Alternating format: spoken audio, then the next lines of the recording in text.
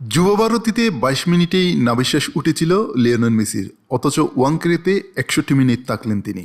হাসিমুখে মাতিয়ে দিলেন সকলকে। মেসিকে দর্শন করলেন মুম্বাইবাসী, দর্শন করলেন সচিন টেন্ডুলকার, সুনীল ছেত্রীও।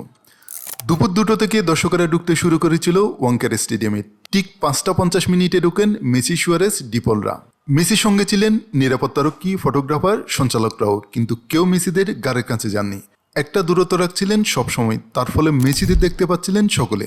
যে সুযোগ হয়নি যুবভারতীতে। এখানে মেসিকে ঘিরে যে ভিড় তৈরি হয়েছিল তা ওয়াংখেড়েতে ৬১ মিনিটের মধ্যে একবারের জন্য দেখা গেল না। সুনীলদের সঙ্গে হাত মেলালেন মেসি। এক ফ্রেমে দেখা গেল দুই গোটকে, দুজনে পেনাল্টি শট নিলেন, গোলও করলেন। দলের সকলের সঙ্গে ছবি তুললেন ৩ তারকা। তারপর একের পর এক শটে গ্যালারিতে ফুটবল পাঠানো শুরু করলেন মেসিরা।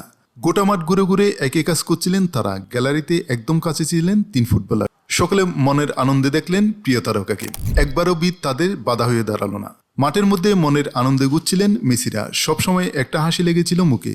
বোঝা যাচ্ছিল কতটা নিশ্চিন্তে রয়েছেন মেসি, সুয়ারেসরা।